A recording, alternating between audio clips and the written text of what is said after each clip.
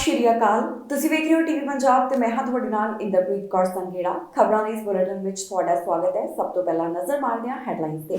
6 ਜੁਲਾਈ ਨੂੰ ਨਿਕਲਣਗੇ ਵੱਡੇ draw immigration ਮੰਤਰੀ ਦਾ ਐਲਾਨ। 에ਅਰਪੋਰਟ ਤੇ ਲੱਗ ਰਹੀ ਨਵੀਂ ਟੈਕਨੋਲੋਜੀ ਹੁਣ ਨਹੀਂ ਹੋਵੇਗੀ ਯਾਤਰੀਆਂ ਨੂੰ ਦੇਰੀ। ਅੱਤਵਾਦੀ ਹਮਲੇ ਬਾਰੇ ਟਰੂਡੋ ਦਾ ਬਿਆਨ 37 ਸਾਲ ਪਹਿਲਾਂ ਵਾਪਰੇ ਹਾਦਸੇ ਦਾ ਕੀਤਾ ਜ਼ਿਕਰ। ਕੈਨੇਡਾ ਵਿੱਚ ਘਰਾਂ ਦੀ ਕਮੀ, ਵੱਧ ਘਰਾਂ ਦੀ ਹੈ ਜ਼ਰੂਰਤ। ਪੌਪ ਦੇ ਕੈਨੇਡਾ ਦੌਰੇ ਬਾਰੇ ਜਾਣਕਾਰੀ, ਦੌਰੇ ਦਾ ਵੇਰਵਾ ਹੋਇਆ ਸਾਂਝਾ। ਇਮੀਗ੍ਰੇਸ਼ਨ ਬਾਰੇ ਵੱਡੀ ਖਬਰ ਸਾਹਮਣੇ ਆਈ ਹੈ। ਇਮੀਗ੍ਰੇਸ਼ਨ ਮੰਤਰੀ ਵੱਲੋਂ ਐਲਾਨ ਕਰ ਦਿੱਤਾ ਗਿਆ ਕਿ ਕੈਨੇਡੀਅਨ ਐਕਸਪੀਰੀਅੰਸ ਕਲਾਸ ਦੇ ਫੈਡਰਲ ਲੈਵਲ ਦੇ ਡਰਾਅ ਕਦੋਂ ਕੱਢੇ ਜਾਣਗੇ। ਐਲਾਨ ਦੇ ਮੁਤਾਬਕ ਇਹਨਾਂ ਡਰਾਅ ਕੱਢਣ ਦੀ ਸ਼ੁਰੂਆਤ 6 ਜੁਲਾਈ ਤੋਂ ਕੀਤੀ ਜਾ ਰਹੀ ਹੈ। ਪਹਿਲਾਂ ਇਸ ਬਾਰੇ ਕਿਹਾ ਗਿਆ ਸੀ ਕਿ ਜੁਲਾਈ ਮਹੀਨੇ ਦੀ ਸ਼ੁਰੂਆਤ ਤੋਂ ਵੱਡੇ ਡਰਾਅ ਮੁੜ ਤੋਂ ਕੱਢੇ ਜਾਣਗੇ, ਪਰ ਹੁਣ ਇਸ ਦੀ ਤਾਰੀਖ ਜਿਹੜੀ ਹੈ ਉਹ ਇੰਟਰਵਿਊ ਦੌਰਾਨ ਇਮੀਗ੍ਰੇਸ਼ਨ ਮੰਤਰੀ ਵੱਲੋਂ ਸਾਂਝੀ ਕਰ ਦਿੱਤੀ ਗਈ। ਕੈਨੇਡਾ ਤੋਂ ਇਮੀਗ੍ਰੇਸ਼ਨ ਨਾਲ ਜੁੜੀ ਹੋਈ ਵੱਡੀ ਖਬਰ ਸਾਹਮਣੇ ਆਈ ਹੈ। ਜਿਹੜੇ ਵੱਡੇ ਡਰਾਅ ਦਾ ਲੰਬੇ ਸਮੇਂ ਤੋਂ ਇੰਤਜ਼ਾਰ ਕੀਤਾ ਜਾ ਰਿਹਾ ਸੀ, ਉਸ ਦੀ ਤਾਰੀਖ ਦੇ ਬਾਰੇ ਇਮੀਗ੍ਰੇਸ਼ਨ ਮੰਤਰੀ ਵੱਲੋਂ ਐਲਾਨ ਕਰ ਦਿੱਤਾ ਗਿਆ ਹੈ। ਜੀ ਹਾਂ, ਕੈਨੇਡਾ ਦੇ ਇਮੀਗ੍ਰੇਸ਼ਨ ਮੰਤਰੀ ਵੱਲੋਂ ਦੱਸ ਦਿੱਤਾ ਗਿਆ ਹੈ ਕਿ ਜਿਹੜੇ ਵੱਡੇ ਡਰਾਅ ਕੁਝ ਸਮੇਂ ਲਈ ਰੋਕੇ ਗਏ, ਇਹ ਡਰਾਅ ਮੁੜ ਕਦੋਂ ਕੱਢੇ ਜਾਣਗੇ। ਇਮੀਗ੍ਰੇਸ਼ਨ ਮੰਤਰੀ ਵੱਲੋਂ ਇਸ ਦੀ ਜਾਣਕਾਰੀ ਇੰਟਰਵਿਊ ਵਿੱਚ ਸਾਂਝੀ ਕੀਤੀ ਗਈ, ਜਿੱਥੇ ਉਹਨਾਂ ਦੱਸਿਆ ਕਿ ਸਾਰੇ ਪ੍ਰੋਗਰਾਮ ਐਕਸਪ੍ਰੈਸ ਐਂਟਰੀ ਡਰਾਅ ਉਹਨਾਂ ਵੱਲੋਂ 6 ਜੁਲਾਈ ਤੋਂ ਮੁੜ ਐਲਾਨ ਕੀਤੇ ਜਾਣਗੇ। ਇਸ ਤੋਂ ਪਹਿਲਾਂ ਕੈਨੇਡਾ ਦੀ ਇਮੀਗ੍ਰੇਸ਼ਨ ਨੂੰ ਲੈ ਕੇ 21 ਜੂਨ 2022 ਦੌਰਾਨ ਖਾਸ ਵਿਚਾਰ ਵਟਾਂਦਰਾ ਹੋਇਆ ਸੀ, ਜਿਸ ਵਿੱਚ ਇਮੀਗ੍ਰੇਸ਼ਨ ਦੇ ਨਾਲ ਜੁੜੇ ਹੋਏ ਕਈ ਮੁੱਦੇ ਵਿਚਾਰ ਕੀਤੇ ਗਏ। ਇਸ ਵਿੱਚੋਂ ਜਿਹੜੀਆਂ ਅਹਿਮ ਗੱਲਾਂ ਨਿਕਲ ਕੇ ਸਾਹਮਣੇ ਆਈਆਂ ਸਨ, ਉਹ ਕੁਝ ਇਸ ਤਰ੍ਹਾਂ ਹਨ। ਇਸ ਮੀਟਿੰਗ ਦੇ ਵਿੱਚ ਗੱਲ ਕੀਤੀ ਗਈ ਕਿ ਅਰਜ਼ੀਆਂ ਦੀ ਪ੍ਰੋਸੈਸਿੰਗ ਦੇ ਵਿੱਚ ਸੁਧਾਰ ਲਿਆਂਦਾ ਜਾਵੇਗਾ, ਭਾਵ ਕਿ ਪ੍ਰੋਸੈਸਿੰਗ ਦੇ ਵਿੱਚ ਜੋ ਵੱਡਾ ਸਮਾਂ ਲੱਗ ਰਿਹਾ ਹੈ ਉਸ ਦਾ ਹੱਲ ਜਲਦ ਕੱਢਿਆ ਜਾਵੇਗਾ। ਜਿਹੜੇ ਬਿਨਾਂ ਡਾਕੂਮੈਂਟਸ ਤੇ ਕੈਨੇਡਾ ਵਿੱਚ ਵਰਕਰਸ ਰਹਿ ਰਹੇ ਹਨ, ਉਹਨਾਂ ਨੂੰ ਲੀਗਲਾਈਜ਼ ਕਰਨ ਸੰਬੰਧੀ ਵੀ ਇਸ ਮੀਟਿੰਗ ਦੇ ਵਿੱਚ ਜ਼ਿਕਰ ਹੋਇਆ। ਇਸ ਤੋਂ ਇਲਾਵਾ ਇਮੀਗ੍ਰੇਸ਼ਨ ਲੈਵਲਸ ਪਲਾਨ 2023 ਤੋਂ 2025 ਵੀ ਵਿਚਾਰਿਆ ਗਿਆ। ਹੋਰ ਇਮੀਗ੍ਰੇਸ਼ਨ ਨਾਲ ਜੁੜੇ ਹੋਏ ਕਈ ਪਾਥਵੇ ਲਿਆਉਣ ਦੀ ਵੀ ਗੱਲ ਕਹੀ ਗਈ, ਜਿਹੜੇ ਕਿ ਫੋਰਨ ਵਰਕਰਸ ਅਤੇ ਵਿਦਿਆਰਥੀਆਂ ਵਾਸਤੇ ਹੋਣਗੇ। ਦੱਸ ਦਈਏ ਕਿ ਇਮੀਗ੍ਰੇਸ਼ਨ ਮੰਤਰੀ ਵੱਲੋਂ ਐਲਾਨ ਕਰ ਦਿੱਤਾ ਗਿਆ ਹੈ ਕਿ ਵੱਡੇ ਐਕਸਪ੍ਰੈਸ ਐਂਟਰੀ ਦੇ ਡਰਾਅ ਹੁਣ ਜੁਲਾਈ ਮਹੀਨੇ ਮੁੜ ਤੋਂ ਸ਼ੁਰੂ ਕੀਤੇ ਜਾਣਗੇ, ਜਿਸ ਵਾਸਤੇ ਉਹਨਾਂ ਵੱਲੋਂ 6 ਜੁਲਾਈ ਦੀ ਤਾਰੀਖ ਐਲਾਨ ਕੀਤੀ ਗਈ ਹੈ। ਦੱਸਣਯੋਗ ਹੈ ਕਿ ਪਹਿਲਾਂ IRCC ਵੱਲੋਂ ਕੁਝ ਡਰਾਅਸ ਦੇ ਉੱਪਰ ਰੋਕ ਲਗਾਈ ਗਈ ਸੀ। ਕਰੋਨਾ ਪੈਂਡੇਮਿਕ ਦੇ ਹਾਲਾਤਾਂ ਨੂੰ ਧਿਆਨ ਵਿੱਚ ਰੱਖਦਿਆਂ federal skilled worker program, federal skilled trades program, ਇਹਨਾਂ ਡਰਾਅਸ ਨੂੰ ਕੁਝ ਸਮੇਂ ਵਾਸਤੇ ਰੋਕਿਆ ਗਿਆ ਸੀ। ਹਾਲਾਂਕਿ ਇਹਨਾਂ ਬਾਰੇ ਸਮੇਂ-ਸਮੇਂ ਤੇ ਜਾਣਕਾਰੀ ਸਾਂਝੀ ਕੀਤੀ ਜਾਂਦੀ ਰਹੀ ਹੈ, ਪਰ ਹੁਣ ਇਸ ਦੀ ਤਾਰੀਖ ਦਾ ਵੀ ਐਲਾਨ ਕਰ ਦਿੱਤਾ ਗਿਆ ਕਿ ਆਖਿਰਕਾਰ ਇਹ ਮੁੜ ਤੋਂ ਡਰਾਅ ਕਦੋਂ ਕੱਢੇ ਜਾਣਗੇ। ਇੱਥੇ ਇਹ ਵੀ ਦੱਸਣਯੋਗ ਹੈ ਕਿ ਇਸ ਸਾਲ ਵਾਸਤੇ ਇਮੀਗ੍ਰੇਸ਼ਨ ਵਿਭਾਗ ਵੱਲੋਂ ਟਾਰਗੇਟ ਤੈਅ ਕੀਤਾ ਗਿਆ ਕਿ 4 ਲੱਖ ਤੋਂ ਵੱਧ ਦਾ ਸਵਾਗਤ ਕੀਤਾ ਜਾਣਾ ਹੈ। ਇਸ ਟਾਰਗੇਟ ਨੂੰ ਪੂਰਾ ਕਰਨ ਸੰਬੰਧੀ ਹੁਣ ਇਮੀਗ੍ਰੇਸ਼ਨ ਵਿਭਾਗ ਵੱਲੋਂ ਕਈ ਉਪਰਾਲੇ ਕੀਤੇ ਜਾ ਰਹੇ ਨੇ। 에ਅਰਪੋਰਟ ਦੇ ਉੱਪਰ ਜੋ ਯਾਤਰੀਆਂ ਨੂੰ ਪਰੇਸ਼ਾਨੀ ਹੋ ਰਹੀ ਸੀ, ਉਸ ਦਾ ਹੁਣ ਹੱਲ ਕੱਢਿਆ ਜਾ ਰਿਹਾ ਹੈ। 에ਅਰਪੋਰਟ ਦੇ ਉੱਪਰ ਨਵੀਂ ਟੈਕਨੋਲੋਜੀ ਲੱਗਣ ਜਾ ਰਹੀ ਹੈ। ਟੋਰਾਂਟੋ ਪੀਅਰਸਨ 에ਅਰਪੋਰਟ ਵੱਲੋਂ ਕੁਝ ਗੇਟਸ ਨੂੰ ਟੈਸਟ ਕੀਤਾ ਜਾ ਰਿਹਾ ਹੈ, ਜੋ ਕਿ ਇੱਥੇ ਟਰਮੀਨਲ 1 ਦੇ ਉੱਪਰ ਟੈਸਟ ਕੀਤੇ ਜਾ ਰਹੇ ਨੇ। ਇਹ ਅੰਤਰਰਾਸ਼ਟਰੀ ਯਾਤਰੀਆਂ ਵਾਸਤੇ ਨੇ, ਤਾਂ ਕਿ ਉਹਨਾਂ ਦੀ ਪਰੇਸ਼ਾਨੀ ਦਾ ਹੱਲ ਕੱਢਿਆ ਜਾਵੇ, ਜੋ ਉਹਨਾਂ ਨੂੰ ਉਡਾਨਾਂ ਵਿੱਚ ਦੇਰੀ ਦਾ ਸਾਹਮਣਾ ਕਰਨਾ ਪੈ ਰਿਹਾ ਹੈ। 에ਅਰਪੋਰਟ ਦੇ ਉੱਪਰ ਯਾਤਰੀਆਂ ਨੂੰ ਹੋਣ ਵਾਲੀ ਪਰੇਸ਼ਾਨੀ ਦਾ ਹੁਣ ਟੋਰਾਂਟੋ ਪੀਅਰਸਨ 에ਅਰਪੋਰਟ ਵੱਲੋਂ ਹੱਲ ਲੱਭਿਆ ਜਾ ਰਿਹਾ ਹੈ। ਉਹਨਾਂ ਵੱਲੋਂ ਨਵੇਂ ਗੇਟਸ ਟੈਸਟ ਕੀਤੇ ਜਾ ਰਹੇ ਨੇ, ਤਾਂ ਕਿ ਇੱਥੇ ਯਾਤਰੀਆਂ ਦੀ ਮੁਸ਼ਕਿਲ ਨੂੰ ਹੱਲ ਕੀਤਾ ਜਾ ਸਕੇ। ਜੀ ਹਾਂ, ਟੋਰਾਂਟੋ ਪੀਅਰਸਨ ਇੰਟਰਨੈਸ਼ਨਲ 에ਅਰਪੋਰਟ ਵੱਲੋਂ ਮੌਜੂਦਾ ਸਥਿਤੀ ਨੂੰ ਧਿਆਨ ਵਿੱਚ ਰੱਖਦਿਆਂ ਨਵੀਂ ਟੈਕਨੋਲੋਜੀ ਪਰਖੀ ਜਾ ਰਹੀ ਹੈ, ਜਿਸ ਨਾਲ 에ਅਰਪੋਰਟ ਦੇ ਉੱਪਰ ਯਾਤਰੀ ਬਿਨਾਂ ਕਿਸੇ ਦਿੱਕਤ ਦੇ ਆ ਜਾ ਸਕਣਗੇ। ਇਸ ਬਾਰੇ ਕੈਨੇਡਾ ਬਾਰਡਰ ਸਰਵਿਸਿਜ਼ ਏਜੰਸੀ ਵੱਲੋਂ ਦੱਸਿਆ ਗਿਆ ਕਿ ਇਹ ਨਵੇਂ ਇਲੈਕਟ੍ਰੋਨਿਕ ਗੇਟ ਜਾਣੀ ਕਿ ਗੇਟਸ ਉਹਨਾਂ ਵੱਲੋਂ ਟੈਸਟ ਕੀਤੇ ਜਾ ਰਹੇ ਨੇ। ਅਜਿਹਾ ਉਹਨਾਂ ਵੱਲੋਂ ਟਰਮੀਨਲ 1 ਤੇ ਅੰਤਰਰਾਸ਼ਟਰੀ ਯਾਤਰੀਆਂ ਵਾਸਤੇ ਕੀਤਾ ਜਾ ਰਿਹਾ ਹੈ। ਇਹਨਾਂ ਰਾਹੀਂ 16 ਸਾਲ ਤੇ ਇਸ ਤੋਂ ਵੱਧ ਉਮਰ ਵਾਲੇ ਇਹਨਾਂ ਗੇਟਸ ਦੀ ਵਰਤੋਂ ਕਰਦੇ ਆਪਣੀ ਆਈਡੈਂਟੀਟੀ ਨੂੰ ਵੈਰੀਫਾਈ ਕਰ ਸਕਣਗੇ ਤੇ ਆਪਣੀਆਂ ਕਸਟਮਸ ਅਤੇ ਇਮੀਗ੍ਰੇਸ਼ਨ ਡਿਕਲੇਰੇਸ਼ਨ ਡਿਟੇਲਸ ਵੀ ਉਹਨਾਂ ਵੱਲੋਂ ਇਸੇ ਤਰੀਕੇ ਸਾਂਝੀਆਂ ਕੀਤੀਆਂ ਜਾਣਗੀਆਂ। 에ਅਰਪੋਰਟ ਵੱਲੋਂ ਇਹਨਾਂ ਨਵੇਂ ਗੇਟਸ ਬਾਰੇ ਟਵਿੱਟਰ ਦੇ ਉੱਪਰ ਵੀ ਜਾਣਕਾਰੀ ਸਾਂਝੀ ਕੀਤੀ ਗਈ ਹੈ। ਇਸ ਬਾਰੇ 에ਅਰਪੋਰਟ ਨੇ ਕਿਹਾ ਕਿ ਜੇਕਰ ਇਹ ਕਾਮਯਾਬ ਰਿਹਾ ਤਾਂ ਫਿਰ ਯਾਤਰੀਆਂ ਨੂੰ ਜੋ ਪਰੇਸ਼ਾਨੀ ਆ ਰਹੀ ਸੀ, ਉਸ ਦਾ ਜਲਦ ਹੱਲ ਨਿਕਲ ਜਾਵੇਗਾ। ਬਾਰਡਰ ਏਜੰਸੀ ਵੱਲੋਂ ਇਸ ਨਵੀਂ ਤਕਨੀਕ ਨੂੰ ਕਾਫੀ ਆਸਾਨ ਦੱਸਿਆ ਗਿਆ ਹੈ। ਦੱਸਣਯੋਗ ਹੈ ਕਿ ਮਈ ਮਹੀਨੇ ਦੌਰਾਨ ਜਾਣਕਾਰੀ ਸਾਹਮਣੇ ਆਈ ਸੀ ਕਿ ਅੱਧੇ ਮਿਲੀਅਨ ਦੇ ਕਰੀਬ ਯਾਤਰੀਆਂ ਨੂੰ ਆਪਣੀ ਉਡਾਨਾਂ ਵਿੱਚ ਦੇਰੀ ਦਾ ਸਾਹਮਣਾ ਕਰਨਾ ਪਿਆ। ਇਹ ਜਾਣਕਾਰੀ ਉਹਨਾਂ ਵੱਲੋਂ ਅੰਤਰਰਾਸ਼ਟਰੀ ਯਾਤਰੀਆਂ ਬਾਰੇ ਸਾਂਝੀ ਕੀਤੀ ਗਈ ਸੀ। 37 ਸਾਲ ਪਹਿਲਾਂ ਜੋ ਇੱਕ ਅੱਤਵਾਦੀ ਹਮਲਾ ਹੋਇਆ ਸੀ, ਇਸ ਬਾਰੇ ਪ੍ਰਧਾਨ ਮੰਤਰੀ ਜਸਟਿਨ ਟਰੂਡੋ ਵੱਲੋਂ ਆਪਣੇ ਵਿਚਾਰ ਸਾਂਝੇ ਕੀਤੇ। 300 ਤੋਂ ਵੱਧ ਜਿਹੜੇ ਇਸ ਮਾਮਲੇ ਨਾਲ ਜੁੜੇ ਹੋਏ ਪੀੜਤ ਨੇ, ਉਹਨਾਂ ਨੂੰ ਪ੍ਰਧਾਨ ਮੰਤਰੀ ਜਸਟਿਨ ਟਰੂਡੋ ਵੱਲੋਂ ਯਾਦ ਕੀਤਾ ਗਿਆ, ਜਿਸ ਵਿੱਚ 200 ਤੋਂ ਵੱਧ ਕੈਨੇਡੀਅਨਸ ਸ਼ਾਮਿਲ ਸਨ। ਇਸ ਬਾਰੇ ਉਹਨਾਂ ਵੱਲੋਂ ਕੀ ਕਿਹਾ ਗਿਆ, ਆਓ ਤੁਹਾਨੂੰ ਸੁਣਾਉਂਦੇ ਹਾਂ। ਨੈਸ਼ਨਲ ਡੇ ਆਫ ਰਿਮੈਂਬਰੈਂਸ ਮੌਕੇ ਪ੍ਰਧਾਨ ਮੰਤਰੀ ਜਸਟਿਨ ਟਰੂਡੋ ਵੱਲੋਂ ਅੱਤਵਾਦ ਦੇ ਪੀੜਤਾਂ ਦਾ ਜ਼ਿਕਰ ਕੀਤਾ ਗਿਆ। 37 ਸਾਲ ਪਹਿਲਾਂ ਜਿਹੜਾ ਹਾਦਸਾ ਵਾਪਰਿਆ ਸੀ, ਇਸ ਬਾਰੇ ਪ੍ਰਧਾਨ ਮੰਤਰੀ ਜਸਟਿਨ ਟਰੂਡੋ ਨੇ ਆਪਣੇ ਵਿਚਾਰ ਸਾਂਝੇ ਕੀਤੇ ਨੇ। ਦੱਸ ਦਈਏ ਕਿ 37 ਸਾਲ ਪਹਿਲਾਂ 에ਅਰ ਇੰਡੀਆ ਫਲਾਈਟ 182 ਹਾਦਸੇ ਦਾ ਸ਼ਿਕਾਰ ਹੋਈ, ਜਿਸ ਵਿੱਚ 329 ਮਾਸੂਮ ਲੋਕਾਂ ਦੀ ਜਾਨ ਚਲੀ ਗਈ। ਇਨ੍ਹਾਂ 329 ਲੋਕਾਂ ਵਿੱਚ 280 ਕੈਨੇਡੀਅਨਸ ਵੀ ਸ਼ਾਮਲ ਸਨ, ਜਿਹੜੇ ਕਿ ਅੱਤਵਾਦੀ ਹਮਲੇ ਦਾ ਸ਼ਿਕਾਰ ਹੋਏ। ਅੱਜ ਨੈਸ਼ਨਲ ਡੇ ਆਫ ਰਿਮੈਂਬਰੈਂਸ ਦੇ ਮੌਕੇ ਪ੍ਰਧਾਨ ਮੰਤਰੀ ਵੱਲੋਂ ਪੀੜਤਾਂ ਨੂੰ ਯਾਦ ਕੀਤਾ ਗਿਆ। ਪ੍ਰਧਾਨ ਮੰਤਰੀ ਨੇ ਸੋਸ਼ਲ ਮੀਡੀਆ ਉੱਪਰ ਪੋਸਟ ਸਾਂਝੀ ਕੀਤੀ, ਜਿੱਥੇ ਉਹਨਾਂ ਲਿਖਿਆ ਕਿ ਅਸੀਂ ਜਾਣਦੇ ਹਾਂ ਕਿ ਅਸੀਂ ਕੀ ਕੁਝ ਗਵਾ ਦਿੱਤਾ। ਉਹਨਾਂ ਵੱਲੋਂ ਪੀੜਤਾਂ ਨਾਲ ਆਪਣੇ ਦੁੱਖ ਦਾ ਪ੍ਰਗਟਾਵਾ ਕੀਤਾ ਗਿਆ। ਇਹਨਾਂ ਪੀੜਤਾਂ ਨੂੰ ਉਹਨਾਂ ਵੱਲੋਂ ਯਾਦ ਕੀਤਾ ਗਿਆ ਹੈ। ਇਸ ਤੋਂ ਇਲਾਵਾ ਇਸ ਬਾਰੇ ਐਨਡੀਪੀ ਲੀਡਰ ਜਗਮੀਤ ਸਿੰਘ ਵੱਲੋਂ ਵੀ ਸੋਸ਼ਲ ਮੀਡੀਆ ਉੱਪਰ ਪੋਸਟ ਪਾਈ ਗਈ, ਜਿੱਥੇ ਉਹਨਾਂ ਨੇ ਇਸ ਘਟਨਾ ਦਾ ਜ਼ਿਕਰ ਕੀਤਾ ਜੋ ਹਾਦਸਾ 37 ਸਾਲ ਪਹਿਲਾਂ ਵਾਪਰਿਆ ਸੀ। ਕੈਨੇਡਾ ਵਿੱਚ ਘਰਾਂ ਦੀ ਕਮੀ ਹੈ। 2030 ਤੱਕ ਕੈਨੇਡਾ ਵਿੱਚ 22 ਮਿਲੀਅਨ ਘਰਾਂ ਦੀ ਜ਼ਰੂਰਤ ਹੈ, ਪਰ ਜਿਸ ਤਰੀਕੇ ਘਰਾਂ ਦਾ ਨਿਰਮਾਣ ਹੋ ਰਿਹਾ ਹੈ, ਟਾਰਗੇਟ ਪੂਰਾ ਨਹੀਂ ਹੋ ਸਕਦਾ। ਇਸ ਬਾਰੇ ਇੱਕ ਤਾਜ਼ਾ ਰਿਪੋਰਟ ਸਾਹਮਣੇ ਆਈ, ਜਿਸ ਵਿੱਚ ਦੱਸਿਆ ਗਿਆ ਕਿ 2030 ਤੱਕ ਕੈਨੇਡਾ ਨੂੰ ਕਿੰਨੇ ਘਰ ਚਾਹੀਦੇ ਨੇ। ਕੈਨੇਡਾ ਵਿੱਚ 22 ਮਿਲੀਅਨ ਘਰਾਂ ਦੀ ਜ਼ਰੂਰਤ ਹੈ। ਜੀ ਹਾਂ, Canada mortgage and housing corporation ਵੱਲੋਂ ਇੱਕ ਨਵੀਂ ਰਿਪੋਰਟ ਸਾਂਝੀ ਕੀਤੀ ਗਈ, ਜਿਸ ਵਿੱਚ ਉਹਨਾਂ ਦਾ ਕਹਿਣਾ ਹੈ ਕਿ 2030 ਤੱਕ ਕੈਨੇਡਾ ਅੰਦਰ 22 ਮਿਲੀਅਨ ਘਰਾਂ ਦੀ ਜ਼ਰੂਰਤ ਹੈ। Canada mortgage and housing corporation ਦੀ ਇਸ ਨਵੀਂ ਰਿਪੋਰਟ ਮੁਤਾਬਕ ਕੈਨੇਡਾ ਵਿੱਚ ਰਹਿਣ ਵਾਲੇ ਹਰ ਵਿਅਕਤੀ ਨੂੰ ਕਿਫਾਇਤੀ ਜ਼ਿੰਦਗੀ ਦੇਣ ਵਾਸਤੇ ਸਾਲ 2030 ਤੱਕ 22 ਮਿਲੀਅਨ ਨਵੇਂ ਘਰ ਬਣਾਉਣ ਦੀ ਜ਼ਰੂਰਤ ਹੈ। ਏਜੰਸੀ ਦਾ ਕਹਿਣਾ ਹੈ ਕਿ ਮੌਜੂਦਾ ਰਫ਼ਤਾਰ ਤੇ 2030 ਤੱਕ 2.3 ਮਿਲੀਅਨ ਘਰਾਂ ਦੀ ਹੀ ਉਸਾਰੀ ਹੋ ਸਕਦੀ ਹੈ, ਜਿਸ ਨਾਲ ਦੇਸ਼ ਵਿੱਚ ਕੁੱਲ ਘਰਾਂ ਦੀ ਅੰਦਾਜ਼ਨ ਗਿਣਤੀ 19 ਮਿਲੀਅਨ ਹੋਵੇਗੀ, ਜਿਸ ਦਾ ਮਤਲਬ ਹੈ ਕਿ ਰਿਪੋਰਟ ਵਿੱਚ ਦਰਜ ਟਾਰਗੇਟ ਮੁਤਾਬਕ 3.5 ਮਿਲੀਅਨ ਵਾਧੂ ਘਰਾਂ ਦੀ ਹੋਰ ਜ਼ਰੂਰਤ ਹੋਵੇਗੀ। ਇਸ ਬਾਰੇ CMHC ਦਾ ਕਹਿਣਾ ਹੈ ਕਿ ਘਰਾਂ ਦੀ ਸਪਲਾਈ ਦੇ 2/3 ਹਿੱਸੇ ਇਕੱਲੇ ਓਨਟਾਰੀਓ ਤੇ ਬ੍ਰਿਟਿਸ਼ ਕੋਲੰਬੀਆ ਪ੍ਰੋਵਿੰਸਸ ਵਿੱਚ ਹੀ ਹਨ। 2003 ਅਤੇ 2004 ਵਿੱਚ ਇੱਕ ਔਸਤ ਪਰਿਵਾਰ ਨੂੰ ਓਨਟਾਰੀਓ ਵਿੱਚ ਇੱਕ ਔਸਤ ਘਰ ਖਰੀਦਣ ਵਾਸਤੇ ਆਪਣੀ ਆਮਦਨ ਦਾ 40% ਖਰਚ ਕਰਨਾ ਪੈਂਦਾ ਸੀ। ਬ੍ਰਿਟਿਸ਼ ਕੋਲੰਬੀਆ ਵਿੱਚ ਇਹ 45% ਹੁੰਦਾ ਸੀ, ਪਰ 2021 ਵਿੱਚ ਇਹ ਅੰਕੜਾ ਵੱਧ ਕੇ 60% ਹੋ ਗਿਆ। ਹੁਣ ਜਿਹੜੀ ਰਿਪੋਰਟ ਸਾਹਮਣੇ ਆਈ ਹੈ, ਉਸ ਰਿਪੋਰਟ ਮੁਤਾਬਕ ਕਿਊਬਿਕ ਵਿੱਚ ਵੀ ਘਰਾਂ ਦੀ ਸਪਲਾਈ ਵਿੱਚ ਇਸ ਸਮੇਂ ਵਾਧਾ ਕਰਨ ਦੀ ਜ਼ਰੂਰਤ ਹੈ। ਏਜੰਸੀ ਦਾ ਕਹਿਣਾ ਹੈ ਕਿ ਕੈਨੇਡਾ ਵਿੱਚ ਹਰ ਇੱਕ ਵਾਸਤੇ ਘਰ ਖਰੀਦਣਾ ਸੰਭਵ ਬਣਾਉਣ ਵਾਸਤੇ ਡਿਵੈਲਪਰਸ ਨੂੰ ਵੀ ਵਧੇਰੇ ਨਿਰਮਾਣ ਕਰਨਾ ਪਵੇਗਾ ਅਤੇ ਜ਼ਮੀਨ ਉੱਪਰ ਉਹਨਾਂ ਨੂੰ ਵਧੇਰੇ ਘਰ ਬਣਾ ਕੇ ਇਸ ਦਾ ਇਸਤੇਮਾਲ ਕਰਨ ਦੀ ਜ਼ਰੂਰਤ ਹੈ। ਰਿਪੋਰਟ ਵਿੱਚ ਇਹ ਵੀ ਗੱਲ ਕਹੀ ਗਈ ਹੈ ਕਿ ਸਰਕਾਰ ਨੂੰ ਘਰਾਂ ਦੀ ਪ੍ਰੋਸੈਸਿੰਗ ਨੂੰ ਤੇਜ਼ ਅਤੇ ਵਧੇਰੇ ਕਾਰਗਰ ਬਣਾਉਣ ਦੀ ਜ਼ਰੂਰਤ ਹੈ। ਬੇਟੀ ਨੂੰ ਚੁੱਕ ਜਗਮੀਤ ਸਿੰਘ ਪਾਰਲੀਮੈਂਟ ਵਿੱਚ ਪਹੁੰਚੇ, ਜਿੱਥੇ ਉਹਨਾਂ ਵੱਲੋਂ ਲਿਬਰਲ ਸਰਕਾਰ ਉੱਪਰ ਨਿਸ਼ਾਨਾ ਸਾਧਿਆ ਗਿਆ। ਇਸ ਸਮੇਂ ਕੈਨੇਡਾ ਵਿੱਚ ਜਿਹੜੇ ਮੁੱਖ ਮੁੱਦੇ ਨੇ, ਉਹਨਾਂ ਦਾ ਜ਼ਿਕਰ ਜਗਮੀਤ ਸਿੰਘ ਕਰਦੇ ਹੋਏ ਦਿਖਾਈ ਦਿੱਤੇ। ਵੱਧ ਰਹੀ ਮਹਿੰਗਾਈ ਦੇ ਬਾਰੇ ਵੀ ਉਹਨਾਂ ਨੇ ਆਪਣਾ ਪੱਖ ਰੱਖਿਆ ਹੈ ਤੇ ਲਿਬਰਲ ਸਰਕਾਰ ਨੂੰ ਮੰਗ ਕੀਤੀ ਹੈ ਕਿ ਉਹਨਾਂ ਨੂੰ ਖਾਸ ਕਦਮ ਚੁੱਕਣ ਦੀ ਜ਼ਰੂਰਤ ਹੈ। ਲਿਬਰਲ ਸਰਕਾਰ ਤੱਕ ਆਪਣੀ ਗੱਲ ਪਹੁੰਚਾਉਣ ਵਾਸਤੇ NDP leader Jagmeet Singh parliament ਵਿੱਚ ਆਪਣੀ ਬੇਟੀ ਨੂੰ ਲੈ ਕੇ ਪਹੁੰਚੇ। ਆਪਣੀ ਬੇਟੀ ਨੂੰ ਪਾਰਲੀਮੈਂਟ ਵਿੱਚ ਲੈ ਕੇ ਗਏ ਐਨਡੀਪੀ ਲੀਡਰ ਜਗਮੀਤ ਸਿੰਘ ਵੱਲੋਂ ਲਿਬਰਲ ਸਰਕਾਰ ਉੱਪਰ ਨਿਸ਼ਾਨਾ ਸਾਧਿਆ ਗਿਆ। ਉਹਨਾਂ ਵੱਲੋਂ ਵੱਡੇ ਕਾਰਪੋਰੇਸ਼ਨਸ ਦਾ ਜ਼ਿਕਰ ਕੀਤਾ ਗਿਆ, ਜਿਹੜੇ ਕਾਫੀ ਜ਼ਿਆਦਾ ਮੁਨਾਫਾ ਕਮਾ ਰਹੇ ਹਨ। ਇਸ ਤੋਂ ਇਲਾਵਾ ਉਹਨਾਂ ਨੇ ਗੱਲ ਕੀਤੀ ਲਗਾਤਾਰ ਕੈਨੇਡਾ ਵਿੱਚ ਜੋ ਚੀਜ਼ਾਂ ਮਹਿੰਗੀਆਂ ਹੋ ਰਹੀਆਂ ਹਨ। ਜਗਮੀਤ ਸਿੰਘ ਵੱਲੋਂ ਮੰਗ ਕੀਤੀ ਗਈ ਹੈ ਕਿ ਲਿਬਰਲ ਸਰਕਾਰ ਵੱਲੋਂ ਹੁਣ ਬਿਹਤਰੀ ਵਾਸਤੇ ਕਦਮ ਚੁੱਕੇ ਜਾਣੇ ਚਾਹੀਦੇ ਨੇ। ਜੋ ਕੈਨੇਡਾ ਵਿੱਚ ਗੈਸ ਦੀਆਂ ਕੀਮਤਾਂ ਲਗਾਤਾਰ ਵਧ ਰਹੀਆਂ ਹਨ, ਗਰੋਸਰੀ ਦੀਆਂ ਕੀਮਤਾਂ ਵਿੱਚ ਵਾਧਾ ਹੋ ਰਿਹਾ ਹੈ, ਰੈਂਟ ਵਧਦਾ ਜਾ ਰਿਹਾ ਹੈ, ਇਹਨਾਂ तमाम ਗੱਲਾਂ ਦਾ ਜ਼ਿਕਰ ਪਾਰਲੀਮੈਂਟ ਵਿੱਚ ਜਗਮੀਤ ਸਿੰਘ ਵੱਲੋਂ ਕੀਤਾ ਗਿਆ ਤੇ ਉਹ ਚਾਹੁੰਦੇ ਨੇ ਕਿ ਫੈਡਰਲ ਸਰਕਾਰ ਇਸ ਸੰਬੰਧੀ ਹੁਣ ਕੁਝ ਖਾਸ ਤੇ ਜ਼ਰੂਰੀ ਕਦਮ ਚੁੱਕੇ। ਜਗਮੀਤ ਸਿੰਘ ਕਹਿੰਦੇ ਨੇ ਕਿ ਇਸ ਸਮੇਂ ਪਰਿਵਾਰਾਂ ਨੂੰ ਇਨਫਲੇਸ਼ਨ ਨਾਲ ਲੜਨਾ ਜ਼ਰੂਰੀ ਹੈ, ਜਿਸ ਵਾਸਤੇ ਲਿਬਰਲ ਸਰਕਾਰ ਉਹਨਾਂ ਦੀ ਮਦਦ ਕਰੇ। Inflation has reached the highest level since 1983. And what that means is that workers are having a harder and harder time making ends meet. We know that the solution proposed is to increase inflation or increase interest rates, but that's going to put more pressure on the shoulders of workers. So when will this government understand that workers didn't cause this inflation, they shouldn't bear the burden of it, and they need help? When will this government send help to families now? Express entry draw ਦਾ ਐਲਾਨ ਕੀਤਾ ਗਿਆ, ਜਿਸ ਵਿੱਚ ਕਈ ਉਮੀਦਵਾਰਾਂ ਦੀ ਕਿਸਮਤ ਜਾਗੀ ਹੈ। PNP specific express entry draw ਕੱਢਿਆ ਗਿਆ, ਜਿਸ ਵਿੱਚ 600 ਤੋਂ ਵੱਧ ਉਮੀਦਵਾਰਾਂ ਨੂੰ ਸੱਦੇ ਜਾਰੀ ਕੀਤੇ ਗਏ। ਇਸ ਤੋਂ ਪਹਿਲਾਂ ਜਿਹੜਾ ਡਰਾਅ ਕੱਢਿਆ ਸੀ ਉਸ ਵਿੱਚ 900 ਤੋਂ ਵੱਧ ਉਮੀਦਵਾਰਾਂ ਦੀ ਕਿਸਮਤ ਜਾਗੀ ਸੀ।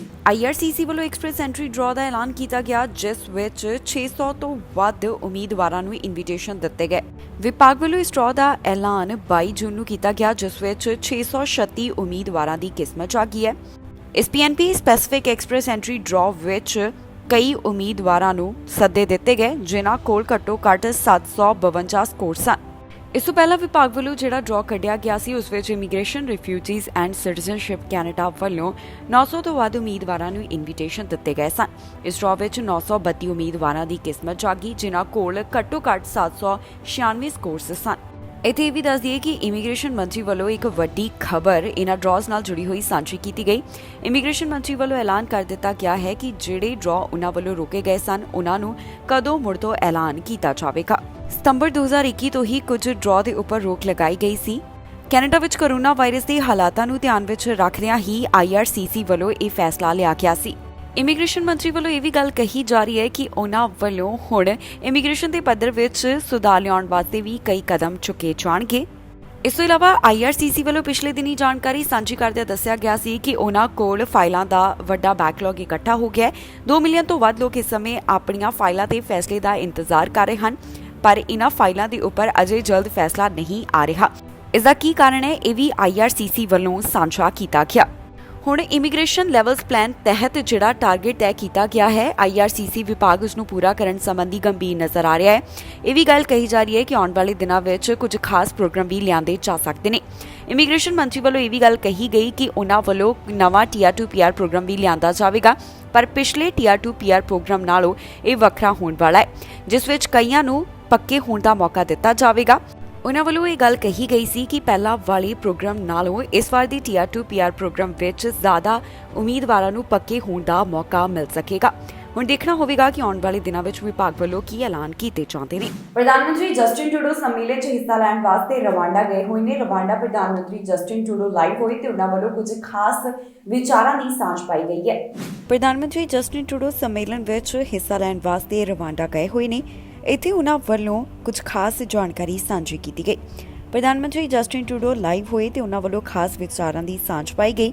ਕੀ ਕਹਿਣਾ ਹੈ ਟਰੂਡੋ ਦਾ, ਆਓ ਤੁਹਾਨੂੰ ਸੁਣਾਉਂਦੇ ਹਾਂ ਉਹਨਾਂ ਦੀ ਜ਼ੁਬਾਨੀ। Then we got into an event with His Royal Highness and the President of Rwanda on sustainable financing, on the role that the private sector can and must play in countering not just the challenges around climate, but also the opportunities for growth, for investment, for creating economic possibilities for the Global South and for members of the Commonwealth all around the world. One of the themes that we're going to continue to talk about here is going to be the challenges facing the world, from climate change to the outcomes of the pandemic, but also the destabilization that Russia's illegal and illegitimate war in Ukraine is causing on economies, on supply chains, inflationary pressures both at home and around the world, but also pressures on fuel and specifically on food.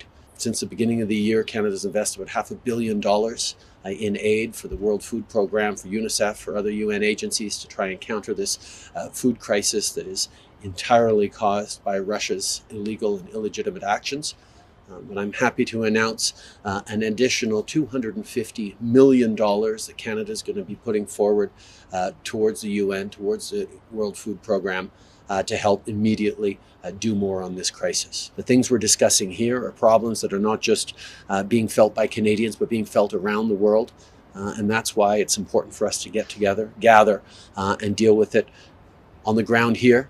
But as we look towards the G7 meeting in Germany and the NATO meeting in Spain in the coming days. Pope Francis Canada ਆਉਣ ਵਾਲੇ ਨੇ। ਉਹਨਾਂ ਦੇ ਦੌਰੇ ਬਾਰੇ update ਸਾਹਮਣੇ ਆਈ। Vatican city ਵੱਲੋਂ ਉਹਨਾਂ ਦੇ ਦੌਰੇ ਦਾ ਵੇਰਵਾ ਸਾਂਝਾ ਕਰ ਦਿੱਤਾ ਗਿਆ। ਦੱਸ ਦਿੱਤਾ ਗਿਆ ਹੈ ਕਿ ਇੱਥੇ ਕੈਨੇਡਾ ਪਹੁੰਚਣ ਤੇ ਪੋਪ ਫ੍ਰਾਂਸਿਸ ਕਿਹੜੇ ਸਮੇਂ ਕਿਹੜੀਆਂ ਥਾਵਾਂ ਦੇ ਉੱਪਰ ਜਾਣਗੇ। ਪੋਪ ਫ੍ਰਾਂਸਿਸ ਦੇ ਕੈਨੇਡਾ ਦੌਰੇ ਬਾਰੇ ਤਾਜ਼ਾ ਜਾਣਕਾਰੀ ਸਾਹਮਣੇ ਆਈ ਹੈ। ਕੈਨੇਡਾ ਫੇਰੀ ਦੌਰਾਨ ਐਲਬਰਟਾ ਦੇ ਇੱਕ ਸਾਬਕਾ ਰੈਜ਼ੀਡੈਂਸ਼ੀਅਲ ਸਕੂਲ ਵਿੱਚ ਵੀ ਪੋਪ ਫ੍ਰਾਂਸਿਸ ਜਾਣਗੇ। ਪੋਪ ਵੱਲੋਂ ਕੈਨੇਡਾ ਵਿੱਚ ਜਿਹੜਾ ਦੌਰਾ ਕੀਤਾ ਜਾਣਾ ਹੈ ਉਸ ਬਾਰੇ ਹੁਣ ਡਿਟੇਲ ਸਾਂਝੀ ਕੀਤੀ ਗਈ ਹੈ। ਜੀ ਹਾਂ, ਵੈਟੀਕਨ ਵੱਲੋਂ ਪੋਪ ਫ੍ਰਾਂਸਿਸ ਦੇ ਕੈਨੇਡਾ ਦੌਰੇ ਦੇ ਵੇਰਵੇ ਜਾਰੀ ਕਰ ਦਿੱਤੇ ਗਏ ਹਨ। ਇਸ ਫੇਰੀ ਦੌਰਾਨ ਪੋਪ ਐਲਬਰਟਾ ਦੇ ਇੱਕ ਸਾਬਕਾ ਰੈਜ਼ੀਡੈਂਸ਼ੀਅਲ ਸਕੂਲ ਦੇ ਪੀੜਤਾਂ ਨਾਲ ਇਸ ਸਕੂਲ ਦਾ ਦੌਰਾ ਕਰਨਗੇ। ਪੌਪ ਦਾ ਕੈਨੇਡਾ ਦੌਰਾ 24 ਜੁਲਾਈ ਨੂੰ ਐਡਮਿੰਟਨ ਤੋਂ ਸ਼ੁਰੂ ਹੋਵੇਗਾ ਅਤੇ 29 ਜੁਲਾਈ ਨੂੰ ਇਕੁਇਲਟ ਵਿੱਚ ਇਸ ਦੀ ਸਮਾਪਤੀ ਹੋਵੇਗੀ। ਇਸ ਦੌਰੇ ਦੌਰਾਨ ਪੌਪ ਮੂਲ ਨਿਵਾਸੀ ਭਾਈਚਾਰੇ ਦੇ ਨਾਲ ਇੱਕ ਨਿੱਜੀ ਅਤੇ ਜਨਤਕ ਆਯੋਜਨ ਵਿੱਚ ਹਿੱਸਾ ਲੈਣਗੇ। ਪੌਪ ਦੇ ਕੈਨੇਡਾ ਦੌਰੇ ਦੇ ਜਨਰਲ ਕੋਆਰਡੀਨੇਟਰ ਵੱਲੋਂ ਇਸ ਬਾਰੇ ਜਾਣਕਾਰੀ ਸਾਂਝੀ ਕੀਤੀ ਗਈ। ਉਹਨਾਂ ਕਿਹਾ ਕਿ ਅਸੀਂ ਜਾਣਦੇ ਹਾਂ ਕਿ ਹੋਲੀ ਫਾਦਰ ਵੱਲੋਂ ਇਸ ਸਾਲ ਦੀ ਸ਼ੁਰੂਆਤ ਵਿੱਚ ਰੋਮ ਵਿਖੇ ਮੂਲ ਨਿਵਾਸੀ ਭਾਈਚਾਰੇ ਨਾਲ ਮੁਲਾਕਾਤ ਕੀਤੀ ਗਈ। ਉਹਨਾਂ ਨੂੰ ਉਮੀਦ ਹੈ ਕਿ ਗੱਲਬਾਤ ਨੂੰ ਹੋਰ ਅੱਗੇ ਵਧਾਇਆ ਜਾਵੇਗਾ। ਇਸ ਤੋਂ ਇਲਾਵਾ ਉਹਨਾਂ ਵੱਲੋਂ ਉਮੀਦ ਪ੍ਰਗਟਾਈ ਗਈ ਕਿ ਪੌਪ ਦਾ ਕੈਨੇਡਾ ਦੌਰਾ ਮੂਲ ਨਿਵਾਸੀ ਭਾਈਚਾਰੇ ਦੀਆਂ ਤਕਲੀਫਾਂ ਦੇ ਨਿਵਾਰਣ ਅਤੇ ਉਹਨਾਂ ਨਾਲ ਸੁਲ੍ਹਾ ਦੇ ਰਾਹ ਵੱਲ ਇੱਕ ਮਹੱਤਵਪੂਰਨ ਕਦਮ ਹੋਵੇਗਾ। ਦੱਸ ਦਈਏ ਕਿ ਰੈਜ਼ੀਡੈਂਸ਼ੀਅਲ ਸਕੂਲ ਸਿਸਟਮ ਵਿੱਚ ਰੋਮਨ ਕੈਥੋਲਿਕ ਚਰਚ ਦੀ ਭੂਮਿਕਾ ਵਾਸਤੇ ਕੈਨੇਡਾ ਫੇਰੀ ਦੌਰਾਨ ਪੌਪ ਵੱਲੋਂ ਰਸਮੀ ਮੁਆਫੀ ਮੰਗਣ ਦੀ ਵੀ ਸੰਭਾਵਨਾ ਹੈ। ਕੈਨੇਡਾ ਦੇ ਮੂਲ ਨਿਵਾਸੀ ਭਾਈਚਾਰੇ ਦੇ ਇੱਕ ਵਫਦ ਵੱਲੋਂ ਮਾਰਚ ਮਹੀਨੇ ਦੌਰਾਨ ਪੌਪ ਨਾਲ ਮੁਲਾਕਾਤ ਕੀਤੀ ਗਈ ਸੀ। ਉਹਨਾਂ ਵੱਲੋਂ ਪੌਪ ਨਾਲ ਵੈਟੀਕਨ ਵਿੱਚ ਮੁਲਾਕਾਤ ਕੀਤੀ ਗਈ। ਪੌਪ ਫ੍ਰਾਂਸਿਸ ਨੇ ਕੈਨੇਡਾ ਦੇ ਰੈਜ਼ੀਡੈਂਸ਼ੀਅਲ ਸਕੂਲ ਸਿਸਟਮ ਵਿੱਚ ਰੋਮਨ ਕੈਥੋਲਿਕ ਚਰਚ ਦੇ ਕੁਝ ਮੈਂਬਰਾਂ ਵੱਲੋਂ ਕੀਤੇ ਗਏ ਅਫਸੋਸਜਨਕ ਦੁਰਵਿਵਹਾਰ ਵਾਸਤੇ ਮੂਲ ਨਿਵਾਸੀ ਭਾਈਚਾਰੇ ਤੋਂ ਮੁਆਫੀ ਮੰਗੀ ਸੀ। ਦੱਸ ਦਈਏ ਕਿ ਪੌਪ ਫ੍ਰਾਂਸਿਸ 24 ਜੁਲਾਈ ਨੂੰ ਐਡਮਿੰਟਨ 에ਅਰਪੋਰਟ ਪਹੁੰਚਣਗੇ, ਜਿੱਥੇ ਇੱਕ ਸਮਾਗਮ ਰੱਖਿਆ ਗਿਆ ਹੈ। ਅਗਲੇ ਦਿਨ ਉਹ ਐਡਮਿੰਟਨ ਦੇ ਦੱਖਣ ਵਿੱਚ ਪੈਂਦੇ ਮੂਲ ਨਿਵਾਸੀ ਭਾਈਚਾਰੇ ਦੇ ਸ਼ਹਿਰ ਵਿਖੇ ਰੈਜ਼ੀਡੈਂਸ਼ੀਅਲ ਸਕੂਲ ਦਾ ਦੌਰਾ ਕਰਨਗੇ।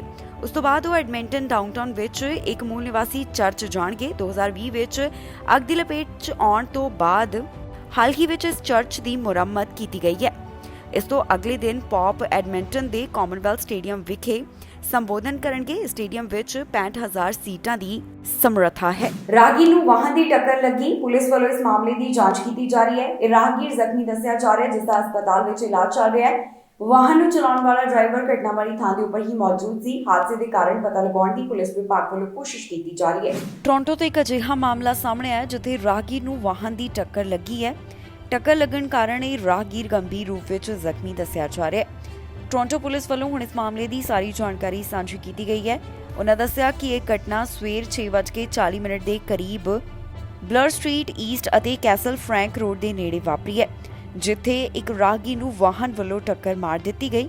ਵਾਹਨ ਦੀ ਟੱਕਰ ਲੱਗਣ ਕਾਰਨ ਇਹ ਵਿਅਕਤੀ ਜ਼ਖਮੀ ਹੋ ਗਿਆ, ਜਿਸ ਨੂੰ ਜ਼ਖਮੀ ਹਾਲਤ ਵਿੱਚ ਹਸਪਤਾਲ ਭਰਤੀ ਕਰਵਾਇਆ ਗਿਆ। ਪੁਲਿਸ ਨੇ ਦੱਸਿਆ ਕਿ ਜਿਸ ਵੱਲੋਂ ਵਾਹਨ ਚਲਾਇਆ ਜਾ ਰਿਹਾ ਸੀ ਉਹ ਡਰਾਈਵਰ ਘਟਨਾ ਵਾਲੀ ਥਾਂ ਦੇ ਉੱਪਰ ਹੀ ਮੌਜੂਦ ਸੀ ਤੇ ਉਸ ਵੱਲੋਂ ਜਾਂਚ ਵਿੱਚ ਸਹਿਯੋਗ ਦਿੱਤਾ ਗਿਆ। ਜਿਹੜੇ ਰਾਹਗੀਰ ਨੂੰ ਵਾਹਨ ਦੀ ਟੱਕਰ ਲੱਗੀ, ਜਿਸ ਦਾ ਹਸਪਤਾਲ ਵਿੱਚ ਇਲਾਜ ਚੱਲ ਰਿਹਾ ਹੈ, ਪੁਲਿਸ ਵੱਲੋਂ ਇਸ ਪੀੜਤ ਦੀ ਪਹਿਚਾਣ ਅਜੇ ਤੱਕ ਜਨਤਕ ਨਹੀਂ ਕੀਤੀ ਗਈ। ਇਸ ਤੋਂ ਇਲਾਵਾ ਇਹ ਵੀ ਪਤਾ ਲਗਾਉਣ ਦੀ ਕੋਸ਼ਿਸ਼ ਕੀਤੀ ਜਾ ਰਹੀ ਹੈ ਕਿ ਇੱਥੇ ਇਹ ਹਾਦਸਾ ਕਿਵੇਂ ਵਾਪਰਿਆ। ਇਸ ਦੇ ਕਾਰਨ ਪੁਲਿਸ ਨੂੰ ਅਜੇ ਤੱਕ ਨਹੀਂ ਪਤਾ ਲੱਗ ਸਕੇ। ਜਿਸ ਵੇਲੇ ਇੱਥੇ ਪੁਲਿਸ ਵੱਲੋਂ ਜਾਂਚ ਕੀਤੀ ਜਾ ਰਹੀ ਸੀ, ਕੁਝ ਸਮੇਂ ਲਈ ਰਸਤੇ ਨੂੰ ਬੰਦ ਰੱਖਿਆ ਗਿਆ। ਮਾਮਲੇ ਦੀ ਵਧੇਰੇ ਜਾਂਚ ਪੜਤਾਲ ਕੀਤੀ ਜਾ ਰਹੀ ਹੈ, ਜਿਸ ਤੋਂ ਬਾਅਦ ਬਾਕੀ ਦੀ ਅਪਡੇਟ ਉਹਨਾਂ ਵੱਲੋਂ ਦਿੱਤੀ ਜਾਵੇਗੀ। ਰਾਤ ਸਮੇਂ ਗੋਲੀਆਂ ਚੱਲੀਆਂ, ਜਿਸ ਮਾਮਲੇ ਦੀ ਪੁਲਿਸ ਵੱਲੋਂ ਜਾਂਚ ਕੀਤੀ ਜਾ ਰਹੀ ਹੈ। ਉਹਨਾਂ ਵੱਲੋਂ ਸਸਪੈਕਟ ਦੀ ਭਾਲ ਅਜੇ ਜਾਰੀ ਹੈ। ਪੀੜਤ ਦਾ ਨਾਮ ਵੀ ਉਹਨਾਂ ਵੱਲੋਂ ਅਜੇ ਤੱਕ ਜਨਤਕ ਨਹੀਂ ਕੀਤਾ ਗਿਆ। ਮਿਸੀਸਾਗਾ ਵਿੱਚ ਗੋਲੀਆਂ ਚੱਲੀਆਂ। ਗੋਲੀਆਂ ਲੱਗਣ ਕਾਰਨ ਇੱਕ ਵਿਅਕਤੀ ਦੀ ਜਾਨ ਚਲੀ ਗਈ। ਪੀਲ ਪੁਲਿਸ ਵੱਲੋਂ ਹੁਣ ਇਸ ਮਾਮਲੇ ਦੀ ਜਾਣਕਾਰੀ ਸਾਂਝੀ ਕੀਤੀ ਗਈ, ਜਿੱਥੇ ਉਹਨਾਂ ਦੱਸਿਆ ਕਿ ਮਿਸੀਸਾਗਾ ਵਿੱਚ ਰਾਤ ਸਮੇਂ ਗੋਲੀਆਂ ਚੱਲੀਆਂ। ਗੋਲੀ ਲੱਗਣ ਕਾਰਨ ਇੱਕ ਵਿਅਕਤੀ ਦੀ ਜਾਨ ਚਲੀ ਗਈ। ਇਹ ਘਟਨਾ ਰਾਤ 10 ਵਜੇ ਦੇ ਕਰੀਬ ਗਲਨ ਐਰਨ ਡਰਾਈਵ ਅਤੇ ਬ੍ਰਿਟਾਨੀਆ ਰੋਡ ਵੈਸਟ ਵੱਲ ਵਾਪਰੀ ਹੈ। ਪੁਲਿਸ ਦੇ ਦੱਸਣ ਮੁਤਾਬਕ ਜਦੋਂ ਆਫੀਸਰਸ ਘਟਨਾ ਵਾਲੀ ਥਾਂ ਦੇ ਉੱਪਰ ਪਹੁੰਚੇ ਤਾਂ ਉਹਨਾਂ ਦੇਖਿਆ ਕਿ ਇੱਥੇ ਇੱਕ ਵਿਅਕਤੀ ਜ਼ਖਮੀ ਹਾਲਤ ਸੀ, ਜਿਸ ਨੂੰ ਗੋਲੀਆਂ ਲੱਗੀਆਂ ਹੋਈਆਂ ਸਨ। ਬਾਅਦ ਵਿੱਚ ਇਸ ਵਿਅਕਤੀ ਨੂੰ ਘਟਨਾ ਵਾਲੀ ਥਾਂ ਦੇ ਉੱਪਰ ਹੀ ਮ੍ਰਿਤਕ ਐਲਾਨ ਕਰ ਦਿੱਤਾ ਗਿਆ ਤੇ ਇਸ ਮਾਮਲੇ ਦੀ ਜਾਣਕਾਰੀ ਹੋਮਿਸਾਈਡ ਬਿਊਰੋ ਨੂੰ ਦੱਸ ਦਿੱਤੀ ਗਈ। ਫਿਲਹਾਲ ਪੁਲਿਸ ਵੱਲੋਂ ਸਸਪੈਕਟ ਦੀ ਭਾਲ ਕੀਤੀ ਜਾ ਰਹੀ ਹੈ। ਇਸ ਸਸਪੈਕਟ ਦੇ ਬਾਰੇ ਪੁਲਿਸ ਨੂੰ ਬਹੁਤੀ ਜਾਣਕਾਰੀ ਨਹੀਂ, ਉਹਨਾਂ ਵੱਲੋਂ ਇਸ ਨੂੰ ਲੱਭਿਆ ਜਾ ਰਿਹਾ ਹੈ। ਇਸ ਤੋਂ ਇਲਾਵਾ ਜੋ ਗੋਲੀਬਾਰੀ ਦੀ ਘਟਨਾ ਵਿੱਚ ਵਿਅਕਤੀ ਦੀ ਜਾਨ ਚਲੀ ਗਈ, ਉਸ ਦੀ ਪਹਿਚਾਣ ਵੀ ਅਜੇ ਤੱਕ ਜਨਤਕ ਨਹੀਂ ਕੀਤੀ ਗਈ। ਸਿਰਫ ਇਹੀ ਦੱਸਿਆ ਗਿਆ ਕਿ ਉਸ ਨੂੰ ਘਟਨਾ ਵਾਲੀ ਥਾਂ ਦੇ ਉੱਪਰ ਹੀ ਮ੍ਰਿਤਕ ਐਲਾਨ ਕਰ ਦਿੱਤਾ ਗਿਆ। ਪੁਲਿਸ ਇਸ ਮਾਮਲੇ ਦੀ ਵਧੇਰੇ ਜਾਂਚ ਪੜਤਾਲ ਕਰ ਰਹੀ ਹੈ, ਜਿਸ ਤੋਂ ਬਾਅਦ ਉਹਨਾਂ ਵੱਲੋਂ ਬਾਕੀ ਦੀ ਜਾਣਕਾਰੀ ਸਾਂਝੀ ਕੀਤੀ ਜਾਵੇਗੀ। ਹੁਣ ਤੱਕ ਦੀ ਅਪਡੇਟ ਦੇ ਵਿੱਚ ਇਹਨਾਂ ਗੱਲਾਂ ਦੀ ਸਾਂਝ ਪਾਈ ਗਈ ਹੈ। ਇੰਸਟਾਗ੍ਰਾਮ ਵੱਲੋਂ ਆਪਣੇ ਇੱਕ ਨਵੇਂ ਟੂਲ ਨੂੰ ਟੈਸਟ ਕੀਤਾ ਜਾ ਰਿਹਾ ਹੈ, ਜੋ ਕਿ ਉਮਰ ਦੇ ਨਾਲ ਜੁੜਿਆ ਹੋਇਆ ਹੈ। ਇਸ ਨਵੇਂ ਟੂਲ ਦੇ ਰਾਹੀਂ ਉਮਰ ਨੂੰ ਜੋ ਵੈਰੀਫਾਈ ਹੈ ਉਹ ਕੀਤਾ ਜਾਵੇਗਾ। ਬੱਚਿਆਂ ਦੀ ਸੁਰੱਖਿਆ ਵਾਸਤੇ ਇੰਸਟਾਗ੍ਰਾਮ ਵੱਲੋਂ ਇਹ ਕਦਮ ਚੁੱਕਿਆ ਜਾਵੇਗਾ। ਇੰਸਟਾਗ੍ਰਾਮ ਵੱਲੋਂ ਇੱਕ ਨਵਾਂ ਟੂਲ ਲਿਆਉਣ ਦੀ ਤਿਆਰੀ ਕੀਤੀ ਜਾ ਰਹੀ ਹੈ, ਜੋ ਕਿ ਉਮਰ ਨਾਲ ਜੁੜਿਆ ਹੋਇਆ ਹੈ। ਜੀ ਹਾਂ, ਇੰਸਟਾਗ੍ਰਾਮ ਵੱਲੋਂ ਇਸ ਨਵੇਂ ਟੂਲ ਨੂੰ ਟੈਸਟ ਕੀਤਾ ਜਾ ਰਿਹਾ ਹੈ ਤਾਂ ਕਿ ਯੂਜ਼ਰ ਦੀ ਉਮਰ ਨੂੰ ਵੈਰੀਫਾਈ ਕੀਤਾ ਜਾ ਸਕੇ। ਇੰਸਟਾਗ੍ਰਾਮ ਵੱਲੋਂ ਲਗਾਤਾਰ ਕਈ ਨਵੇਂ ਟੂਲਸ ਐਡ ਕੀਤੇ ਜਾ ਰਹੇ ਨੇ। ਉਹਨਾਂ ਵੱਲੋਂ ਆਪਣੀ ਐਪ ਵਿੱਚ ਬਦਲਾਅ ਵੀ ਕੀਤੇ ਜਾ ਰਹੇ ਹਨ। ਇਸੇ ਬਾਰੇ ਤਾਜ਼ਾ ਜਾਣਕਾਰੀ ਸਾਹਮਣੇ ਆਈ, ਜਿੱਥੇ ਪਤਾ ਚੱਲਿਆ ਹੈ ਕਿ ਉਮਰ ਨੂੰ ਵੈਰੀਫਾਈ ਕਰਨ ਸੰਬੰਧੀ ਇੰਸਟਾਗ੍ਰਾਮ ਵੱਲੋਂ ਇੱਕ ਨਵੇਂ ਟੂਲ ਨੂੰ ਟੈਸਟ ਕੀਤਾ ਜਾ ਰਿਹਾ ਹੈ, ਜਿਸ ਵਿੱਚ face scanning artificial intelligence tool ਸ਼ਾਮਿਲ ਹੈ। ਇਹ ਵੀ ਗੱਲ ਕਹੀ ਜਾ ਰਹੀ ਹੈ ਕਿ ਫਿਲਹਾਲ ਇਸ ਟੂਲ ਦੀ ਵਰਤੋਂ ਨਹੀਂ ਕੀਤੀ ਜਾਵੇਗੀ। ਇਹ ਕਦਮ ਇੰਸਟਾਗ੍ਰਾਮ ਵੱਲੋਂ ਬੱਚਿਆਂ ਦੀ ਭਲਾਈ ਵਾਸਤੇ ਚੁੱਕਿਆ ਜਾਵੇਗਾ ਤਾਂ ਕਿ ਬੱਚਿਆਂ ਨੂੰ ਜਿਹੜੇ ਘੱਟ ਉਮਰ ਵਾਲੇ ਹਨ ਉਹਨਾਂ ਨੂੰ ਇਸ ਐਪ ਤੋਂ ਦੂਰ ਰੱਖਿਆ ਜਾ ਸਕੇ। ਇਸ ਨਵੇਂ ਟੂਲ ਦੀ ਮਦਦ ਨਾਲ 18 ਸਾਲ ਤੇ ਇਸ ਤੋਂ ਵੱਧ ਉਮਰ ਵਾਲਿਆਂ ਦੀ ਉਮਰ ਹੀ ਵੈਰੀਫਾਈ ਕੀਤੀ ਜਾ ਸਕੇਗੀ। ਇਸ ਬਾਰੇ ਮੈਟਾ ਵੱਲੋਂ ਇੱਕ ਗੱਲ ਸਪਸ਼ਟ ਕੀਤੀ ਗਈ ਹੈ ਕਿ ਇਸ ਦਾ ਤੁਹਾਡੀ ਪ੍ਰਾਈਵੇਸੀ ਉੱਪਰ ਕੋਈ ਵੀ ਅਸਰ ਨਹੀਂ ਪਵੇਗਾ। ਉਨ੍ਹਾਂ ਕਿਹਾ ਕਿ ਇਸ ਨਾਲ ਵਿਅਕਤੀ ਦੀ ਸਿਰਫ ਉਮਰ ਵੈਰੀਫਾਈ ਹੋਏਗੀ, ਬਲਕਿ ਉਸ ਦੀ ਪਹਿਚਾਣ ਉੱਪਰ ਇਸ ਦਾ ਕੋਈ ਵੀ ਪ੍ਰਭਾਵ ਨਹੀਂ ਪਵੇਗਾ। ਇਹ ਸਿਰਫ ਉਮਰ ਵਾਸਤੇ ਫੀਚਰ ਲਿਆਂਦਾ ਜਾਵੇਗਾ। ਇੰਸਟਾਗ੍ਰਾਮ ਦਾ ਕਹਿਣਾ ਹੈ ਕਿ ਜੇਕਰ ਕੋਈ 18 ਸਾਲ ਤੋਂ ਘੱਟ ਉਮਰ ਵਾਲਾ ਬੱਚਾ ਇੰਸਟਾਗ੍ਰਾਮ ਤੇ ਆਪਣਾ ਅਕਾਊਂਟ ਬਣਾਉਂਦਾ ਹੈ ਤਾਂ ਇਸ ਸੰਬੰਧੀ ਉਸ ਨੂੰ ਆਪਣੀ ਉਮਰ ਵੈਰੀਫਾਈ ਕਰਨੀ ਹੋਏਗੀ। ਇਸ ਤੋਂ ਪਹਿਲਾਂ ਇੰਸਟਾਗ੍ਰਾਮ ਦੇ CEO ਵੱਲੋਂ ਸਿਕਿਉਰਿਟੀ ਨੂੰ ਲੈ ਕੇ ਕੁਝ ਖਾਸ ਗੱਲਾਂ ਦਾ ਜ਼ਿਕਰ ਕੀਤਾ ਗਿਆ ਸੀ। ਉਹਨਾਂ ਨੇ ਕੀ ਕਿਹਾ, ਆਓ ਤੁਹਾਨੂੰ ਸੁਣਾਉਂਦੇ ਹਾਂ। To help us provide the right experiences for people based on their age, we need to understand people's age. And age verification is a very complicated industry-wide issue.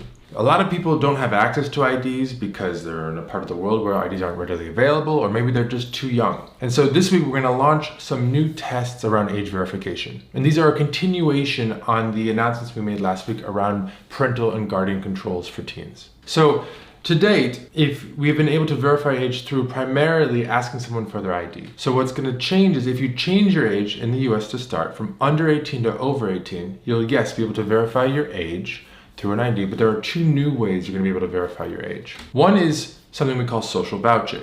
We're going to provide you a list of 6 people to pick from, all mutual followers, 18 or over themselves and meeting a series of other criteria. And you can pick 3. And we're going to ask them to verify your age on your behalf. The second is called face-based age prediction. And for this, we're actually working with a partner called Yoti.